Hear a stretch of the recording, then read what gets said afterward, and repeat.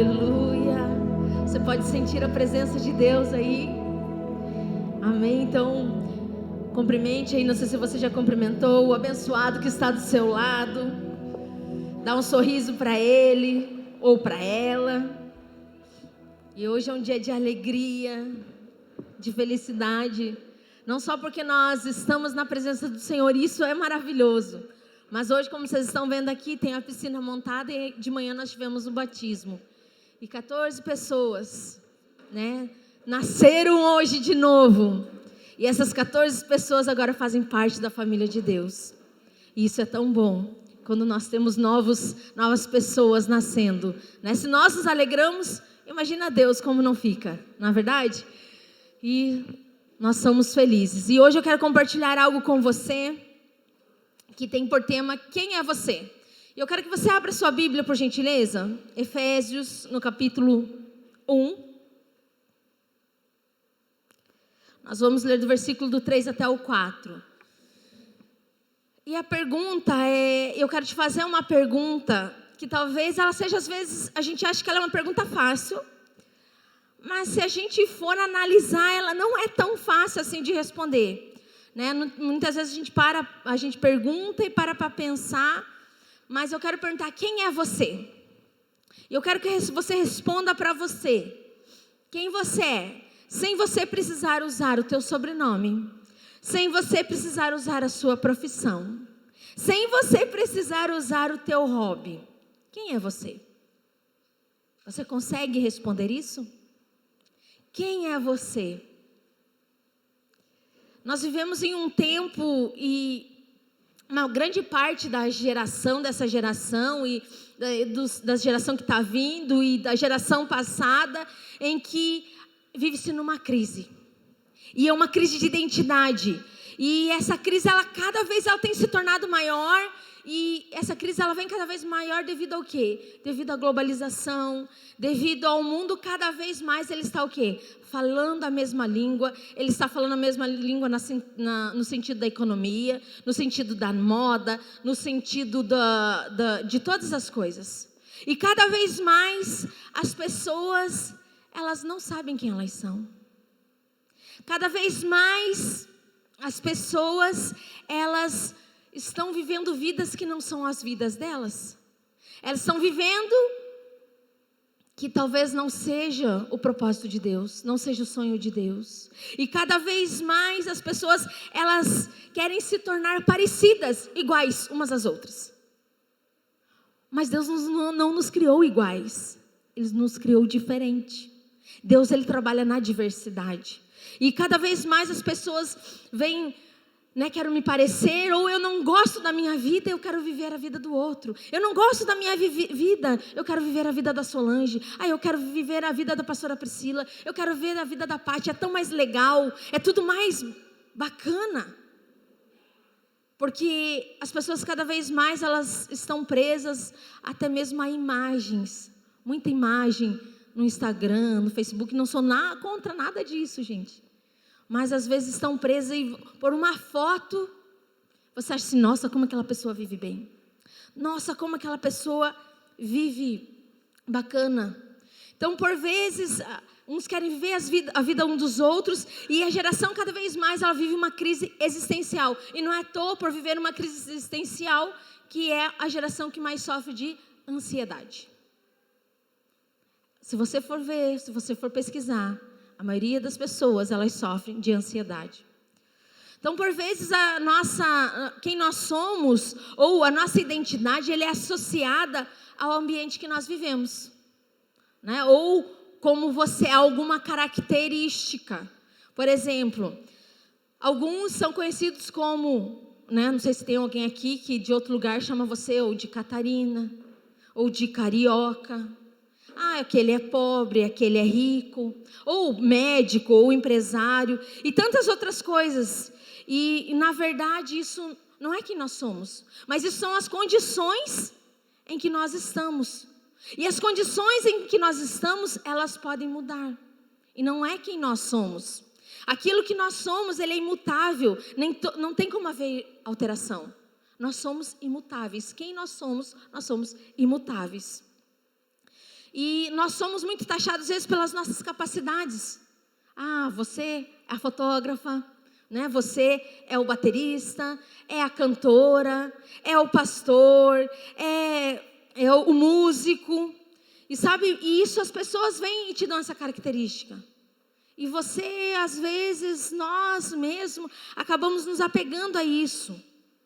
Mas isso não tem como essa pessoa me dar essa característica, porque ela é uma criatura como eu, a outra pessoa. E não tem como a criatura definir a outra criatura. Não tem como alguém me definir. Não tem como essa xícara definir quem é a outra xícara. Não tem como uma mesa definir quem é a cadeira. E assim vai. E nós somos, sabe como definidos? Por aquele que nos criou. Nós somos definidos por aquele que nos criou. O nosso Criador é que fala quem nós somos. O nosso Criador é que diz e dita quem nós somos. Então nós às vezes, muitas vezes estamos preocupados em saber, às vezes nessa crise de identidade, em saber quem somos. E daí às vezes vem as perguntas, ou em alguns lugares, olhe para dentro de você. Extraia de dentro de você. E você vai saber e reflita quem você é. Gente, não tem como nós olharmos para dentro de nós e sabermos quem nós somos, porque não foi nós que nos criamos. Nós só podemos saber quem nós somos, nós podemos procurar a nossa identidade em quem nos criou. Então, se você quer saber a sua identidade, você deve pensar primeiro qual é a razão por que você existe. E a segunda razão é quem te criou, por que ele te criou. E agora eu quero ler com você lá Efésios 1, do 3 ao 6. Que vai responder quem é você. Talvez se você não saiba, ou você está meio mais ou menos assim, hoje você vai saber quem é você. Então diz assim: bendito seja o Deus e Pai de nosso Senhor Jesus Cristo, que nos abençoou com todas as bênçãos espirituais nas regiões celestiais em Cristo, porque Deus nos escolheu nele, antes da criação do mundo, para sermos santos e irrepreensíveis em sua presença. Em amor, nos predestinou para sermos adotados como filhos, por meio de Jesus, conforme o bom propósito da sua vontade, para o louvor da sua gloriosa graça, a qual nos deu gratuitamente no amado. Quem é o amado? Em Jesus. Ele nos deu gratuitamente. Então a primeira coisa, quem é você? Se você não sabe, eu quero te dizer que você é escolhido por Deus. Você foi escolhido por Deus.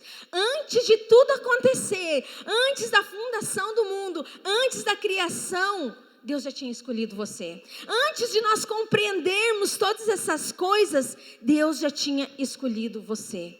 Não foi você quem escolheu a Ele, mas Ele que escolheu a você. Não foi você que se achegou a Ele, mas Ele que te atraiu. Como nós cantamos aqui, nesse louvor espontâneo, Deus nos atraiu. Ele nos atraiu, Ele nos chamou nele. Porque Ele nos queria.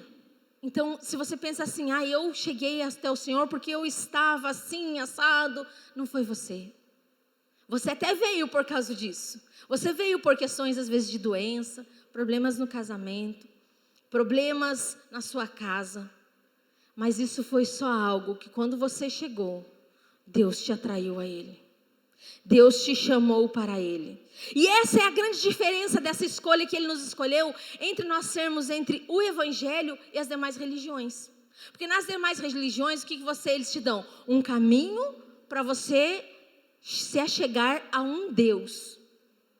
E no cristianismo, o cristianismo prega que Deus achou você primeiro. Deus te achou primeiro. Antes mesmo de você conhecê-lo, Ele já tinha te achado. Então Ele te escolheu.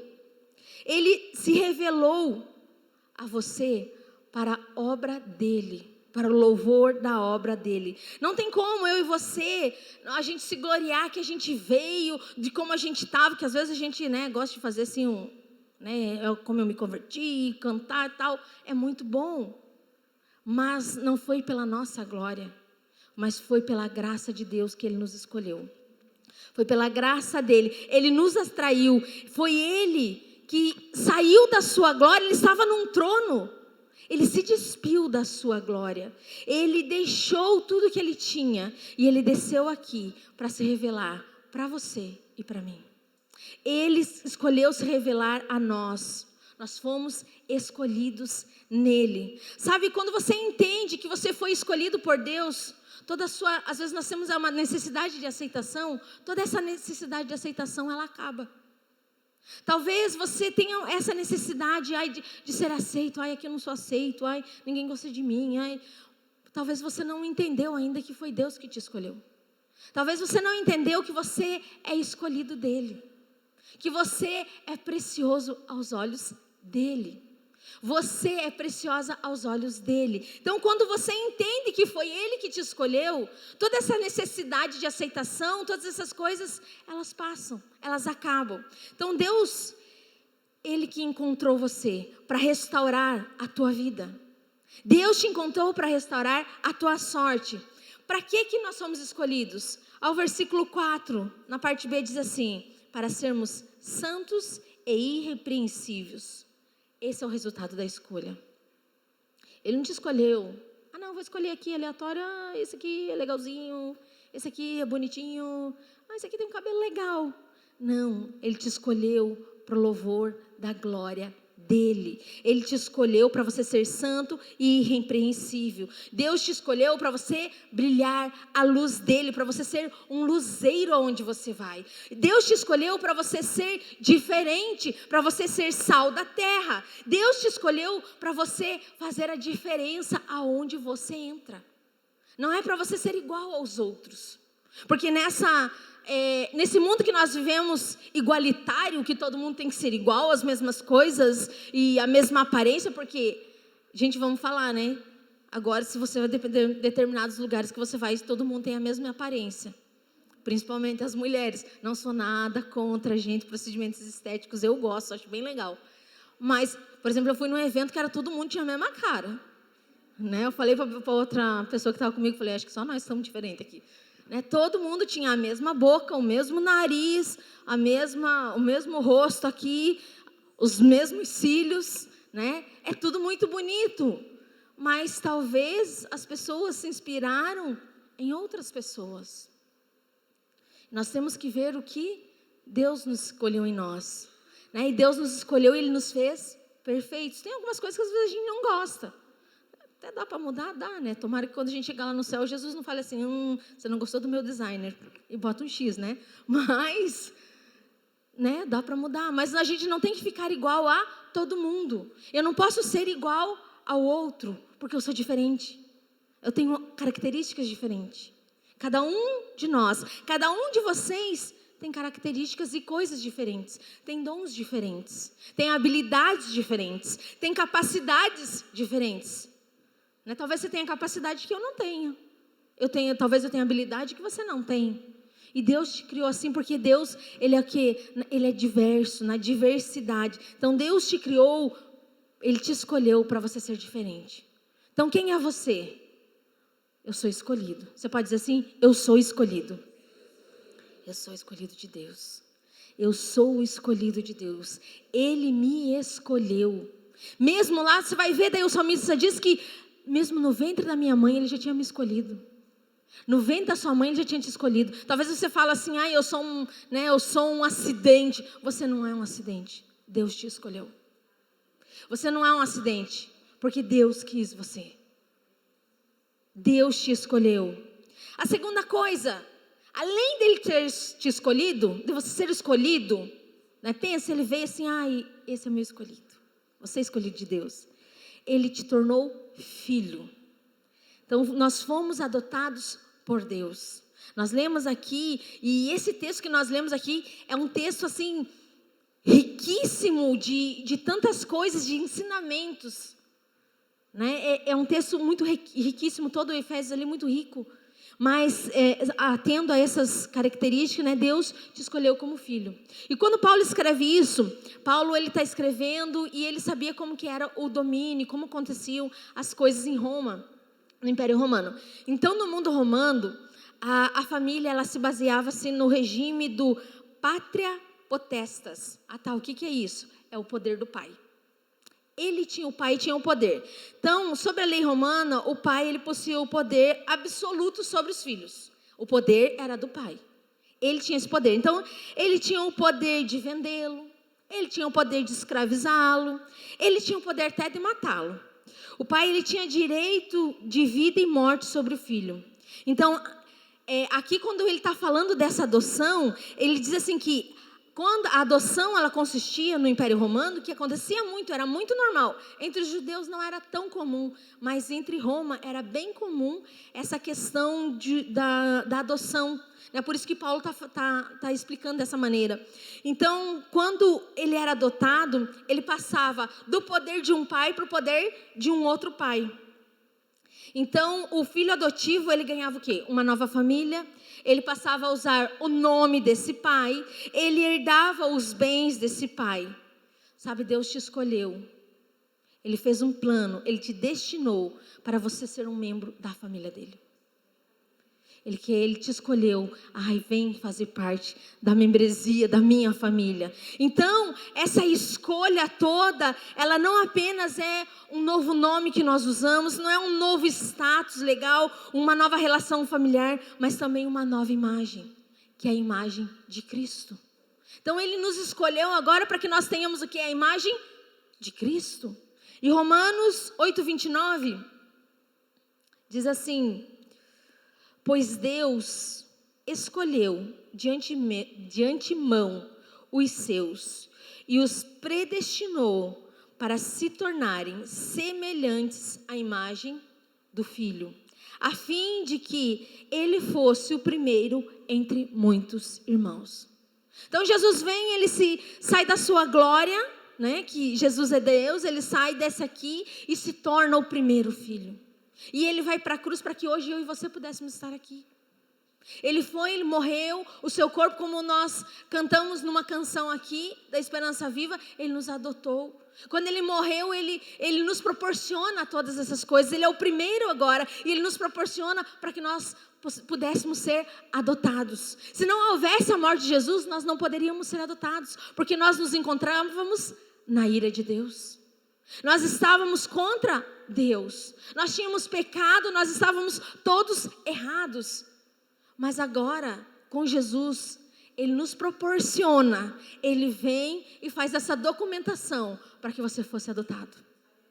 Ele faz toda essa documentação para que você, além de escolhido, adotado por ele, e fizesse parte da família de Deus. Então, adotar é dar nome. Então, quando ele te adotou, ele te deu um nome. Nós não fazemos as coisas em nome de? Ele te deu um nome. Vão e façam no meu nome. E a adoção é algo sublime, é algo maravilhoso. É mais sublime até muitas vezes que um filho biológico, porque na adoção não tem como alguém adotar por acidente. Não tem, porque um filho biológico, ele pode acontecer de vir por acidente, não é mesmo? Né? Às vezes a gente não planejou uma gravidez, ou né, um rapaz saiu com a moça ali e tal, e teve um filho, e se uma pessoa tiver um filho, né, isso é um filho biológico, se uma moça tiver um filho, um rapaz sair com ela, e ele não vai chegar no primeiro dia e vai dizer assim, eu vou adotar o filho dela. Não vai, porque a adoção é algo sublime. Ser um filho adotivo de Deus quer dizer que ele nos escolheu. Ser um filho adotivo de Deus quer dizer que ele te escolheu. Ele te quis. Ele quis você. Então, e na lei romana também tinha algo muito interessante, que o filho biológico, ele podia ser deserdado. Então, se ele fizesse algumas besteiras lá, o pai podia deserdar. Mas ele, quando era adotado, ele não podia deserdar o filho. Você entende isso? Você foi adotado por Deus. Agora você tem uma herança com Cristo Jesus. E essa herança é tua. E você não vai ser deserdado, porque você faz parte da família de Deus. Mas infelizmente alguns de nós nós não vivemos como filhos. Alguns de nós nos portamos algumas vezes como servos de Deus. Alguns às vezes passamos, ou já passaram, ou estão passando, e são envolvidos por um espírito de orfandade. Estão dentro da igreja, fazem parte, são filhos de Deus, mas vivem numa orfandade. E a orfandade faz com que você se porte como servo. A orfandade não faz com que você se porte como filho. Filho tem direito a várias coisas. Filho é diferente de servo. Quando você é filho de Deus, você faz as coisas com Deus. Você entende que tudo é teu, né? Ele conquistou para você. E tudo tem a sua hora certa, o seu tempo certo. Você faz com Deus. Agora, quando a gente se porta como servo, a gente quer salário. A gente quer, o que eu posso fazer para Deus para Ele me dar essa outra coisa? O que eu posso fazer para Deus para Ele me conceder isso? O que eu posso fazer para Deus? Será que eu tenho que ser assim? Será que eu tenho que ser mais bonzinho? Como que eu tenho que ser para que eu possa ganhar, obter algo de Deus? Isso não é ser filho de Deus. Isso é um espírito de orfandade. Sabe, um grande exemplo que nós temos sobre orfandade, quando a gente vai ver, lá é Lucas, acho que 15, o irmão do filho pródigo. Ele passou a vida inteira com o pai, né? Lembra da história? O filho pródigo saiu, pegou sua parte na herança, gastou tudo e tal e tal. E quando esse filho pródigo volta para casa, e ele encrenca com o pai por causa do quê? De um cabrito. Talvez será que você não é aquele que fica, às vezes, meio brabo, meio emburrado com Deus, porque Deus abençoou o outro e não abençoou a sua vida? Deus deu para o outro e não deu para você.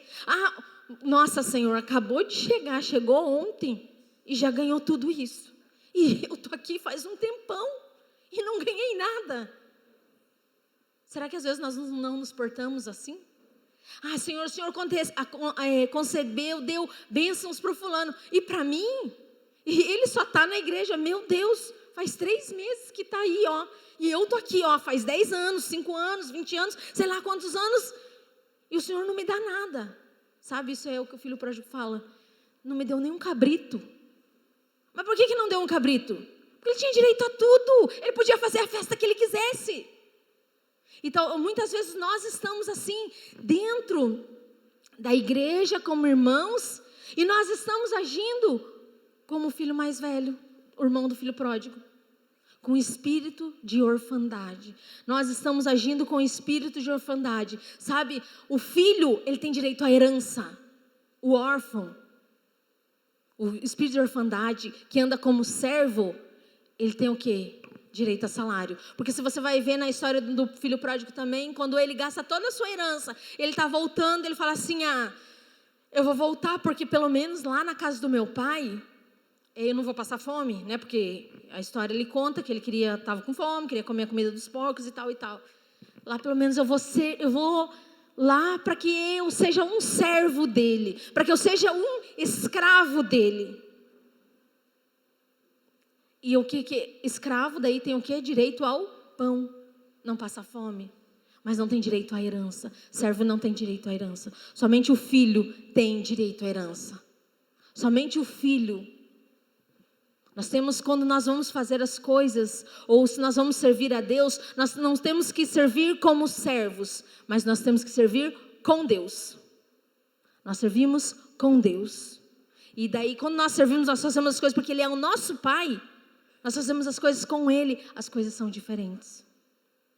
E nisso nós temos que o quê? Procurar a nossa identidade. Eu comecei falando sobre identidade, sobre quem você é. E às vezes eu falei, a gente olha para dentro da gente e quer procurar, e dentro da gente não tem nada, a gente não sabe de nada. Mas a palavra identidade, ela vem do idem, igual a quem. Então você não tem que procurar quem eu sou, você tem que procurar igual a quem eu sou. Igual a quem eu sou. Igual a quem você é. Você não tem que descobrir quem é você, mas você tem que descobrir quem te criou. E se você sabe, se você entende que Deus te escolheu, que você é filho, você começa a entender que Ele é seu pai, você nasceu de novo, você tem uma nova filiação, e agora você pode usar você tem um novo nome, e você usa o nome dEle. Então você é filho de Deus. Então, além dEle te escolher, você é filho de Deus. Você pode dizer, eu sou filho de Deus? Nós somos filhos amados, escolhidos nele.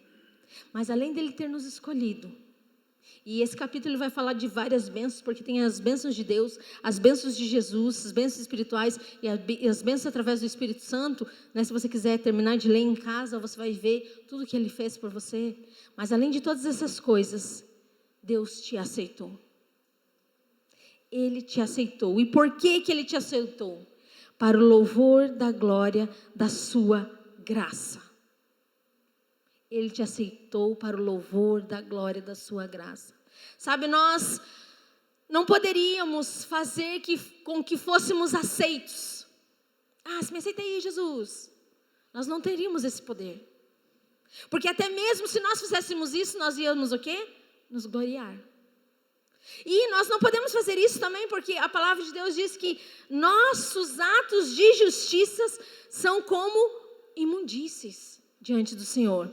Então nós não podemos nos fazer aceitáveis. Então Deus não aceitou, não te aceitou porque Ele escolheu, olhou assim, você é tão bonitinho, né? Eu vou te escolher. Você é tão legalzinho, eu vou te escolher. Ele não fez isso. Nós não tínhamos nada para ser escolhido por Deus.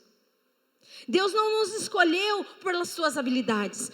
Deus não te escolheu pelo que você é. Porque você é inteligente, você é inteligentão, você é bonita, como você é. Deus não te escolheu por isso. Deus não te escolheu pelos méritos que você tem. Mas Ele te escolheu apesar dos seus deméritos. Porque nós não temos méritos em nada em nós.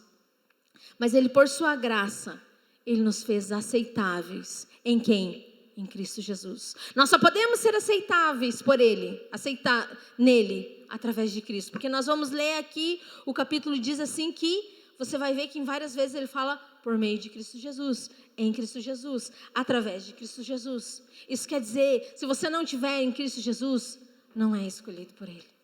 Não é filho dEle. Não é aceitado por Ele. Sabe, quando Deus nos aceitou, Ele nos aceitou porque Ele tinha que mostrar, Ele estava querendo mostrar a sua graça, Ele estava mostrando para os céus e para a terra o quanto a graça dEle era maravilhosa. Todos tinham que saber como era essa graça de Deus, como Ele revelaria esse grande atributo da graça, pegando um bando de gente que não merecia, que estava afastado, que estava condenado, escolhendo, traçando um plano, porque quando ele diz aqui, Ele nos predestinou, Ele está dizendo assim que Ele tinha um plano para nós, Ele fez um plano para nós. Não quer dizer que Ele tem um plano para nós, que todos vão cumprir esse plano. Então Ele tinha esse plano para nós, então Ele nos escolheu para que a sua graça fosse manifestada. E por quê? Para que nós vivêssemos segundo a maneira que a gente apontasse para Ele. Quando nós vivemos, a maneira que nós vivemos, ela tem que apontar a graça de Deus. A maneira com que você vive tem que apontar a graça de Deus. A maneira com que você vive tem que apontar que você é diferente, você é filho de Deus. A maneira com que você vive tem que trazer diferença onde você está. Nós existimos para apontar para Deus. Nós existimos para a glória de Deus. Nós existimos para o louvor da glória dEle. Nós não existimos nós não estamos aqui apenas para viver uma vida. Vamos viver a vida. Sabe, quando nós temos o espírito de orfandade, a gente não sabe para onde vai. A gente não sabe o que tem que fazer. A gente não sabe nada. A gente vai indo assim, tipo aquela coisa assim, deixa a vida me levar, sabe? Sabe aquela música? Essa é do que tem o espírito do órfão. Deixa a vida me levar, eu não sei para onde eu vou. Por quê? Porque é o Pai que aponta a identidade. É o Pai que aponta o destino. É o pai que traça o caminho. É o pai que vai dar tudo isso para o filho. Só que muitas vezes nós, por causa do exemplo, muitas vezes, que nós temos de paternidade no nosso meio, nós transferimos tudo para Deus. Conforme o nosso pai foi, conforme o seu pai foi, talvez você tenha transferido para Deus. E daí você já não se sente aceito por Ele. Você não se sente escolhido por Ele. Você não se sente filho amado. Você não transmite a glória. Porque você teve algumas coisas que o teu pai aqui na terra fez de errado. Porque eu vou te dizer, você que é pai, você que é mãe, principalmente os pais, a tua função é representar para o teu filho a imagem de Deus. A tua função é fazer com que teu filho veja a imagem de Deus na sua vida. E através disso, quando não acontece, automaticamente a nossa cabeça se transfere para Deus. A nossa cabeça transfere para Deus alguma coisa que aconteceu aqui. Aí nós colocamos para Deus. Aí quando não se tem, algumas pessoas que não tiveram pai ou não tiveram essa afirmação do pai, elas acabam transferindo para Deus. Mas eu quero te dizer que hoje o Senhor quer colocar diante de você. Se você tem esse espírito de orfandade, Ele quer revelar a você que você é filho amado. Você é filho escolhido. Então quem define você? Quem é você? Como definir você? O Criador. O que Ele fala é o que te define. E Ele fala que você é escolhido, que você é filho amado e você é aceito por Ele. Sabe, Jesus passou não a mesma coisa, mas Jesus passou por algo, lá Mateus 16:3, Ele vai dizer, Ele pergunta para os discípulos assim, o que eles estão falando que eu sou? O que os outros estão dizendo que eu sou? E daí eles começam, uns dizem que você é Elias, outros dizem que você é Jonas, uns dizem que você é um dos profetas. Aí Jesus vê que eles estão atrelando o quê? A função, porque eles estão vendo que Jesus está curando, que Jesus está fazendo várias coisas, e isso era uma função que muitas vezes os profetas faziam, que você é João Batista fazia isso. Aí Jesus muda o foco da pergunta, Ele muda o foco da conversa, e Ele diz assim, e quem vocês dizem que eu sou? Eles estão dizendo isso, e vocês dizem o quê? Aí Pedro, tomado pela revelação, diz assim que Pedro respondeu, tu és o Cristo, Filho do Deus vivo. E coloca para mim o versículo lá, por favor. Mateus 16:13. Então ele vai dizer, Simão Pedro respondeu, chegando Jesus à região de Cesareia e de Filipe, perguntou aos seus discípulos, quem os outros dizem que eu sou? E ele respondeu, alguns dizem que é João Batista, outros dizem que é Elias, e ainda outros Jeremias e um dos profetas. E vocês? Quem vocês dizem que eu sou? Simão Pedro respondeu, tu és o Cristo, o Filho do Deus vivo. Aí na sequência vai dizer assim, que Jesus diz assim, isso quem te revelou não foi de você, mas foi o Pai que te revelou. O Espírito Santo que te revelou. Então Jesus passou pela mesma coisa. E hoje eu quero te dizer que Deus quer revelar quem você é. Deus quer te revelar quem você é. Deus quer te revelar que Ele é o teu Pai.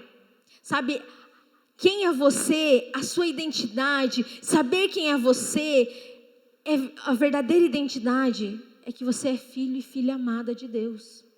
Essa é a tua verdadeira identidade. E isso é algo que não muda. Quando a gente entende que somos filhos, quando a gente compreende que nós somos filhos de Deus, aí a gente entende para cumprir a nossa função, para cumprir a nossa missão. Talvez às vezes você não entende, você está fazendo algo, você fala, eu não sei, eu estou perdido. E hoje Deus quer te revelar. E filhos de Deus, a função deles é representar o Pai.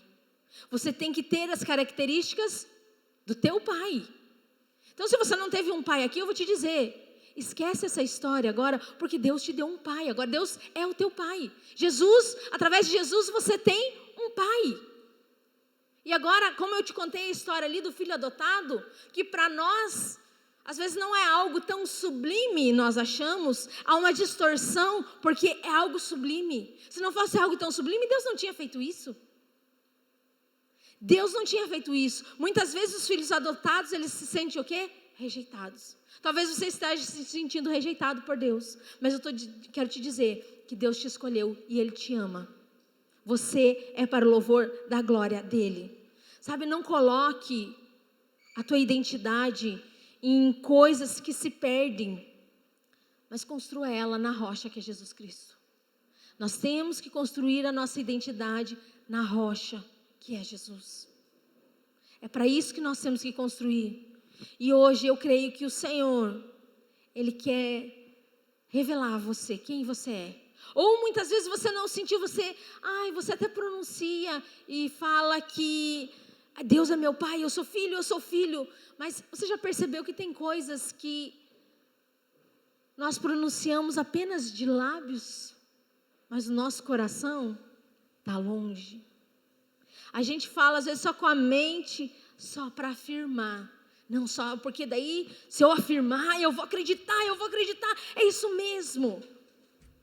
Mas Deus, Ele quer testificar no seu coração. Eu quero te pedir, você pode ficar em pé?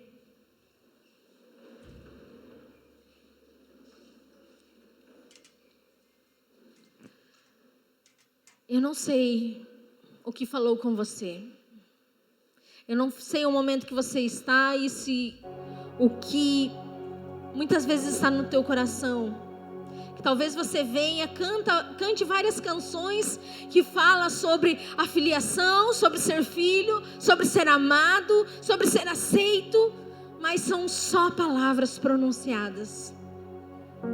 Talvez você esteja se sentindo abandonado. Talvez você tenha passado por tantas coisas e você tenha se sentido abandonado por Deus. Ai, Deus me abandonou. Talvez você tenha se sentido sozinho. Eu quero te dizer que hoje Deus quer revelar para você o amor dEle. Ele quer revelar que você é filho dEle. E eu quero orar com você para que esse espírito de revelação venha. Romanos 8,16 diz assim que se você não sabe que você é filho de Deus, ele diz assim que o próprio Espírito, ele testifica, ou ele testemunha com o nosso Espírito que somos filhos de Deus. Que o Espírito Santo hoje, ele testifique no seu coração. Que o Espírito Santo hoje dê testemunho no seu coração. Eu não sei como foi sua vida, mas esqueça a sua vida. Esqueça como foi com o seu pai. E agora você tem um novo pai. E como dizia a lei romana, o poder do novo pai está sobre a sua vida. E agora é Ele que dita sobre a sua vida. Não é mais o pai aqui na terra. Eu quero te convidar a fechar os teus olhos. E coloque o seu coração diante do Senhor. Eu não sei o que está no seu coração. Eu não sei o que está no seu coração. Mas o Senhor sabe. Talvez por momentos você se sentiu abandonado. Talvez por momentos você se sentiu rejeitado. Deus dá tudo para todo mundo, menos para mim. Deus concede tantas coisas, para mim não. Talvez você tenha se sentido que não era amado.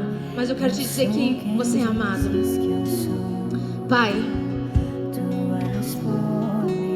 nessa noite, Senhor, eu quero te pedir, ó Deus, que o Senhor venha com teu espírito de revelação.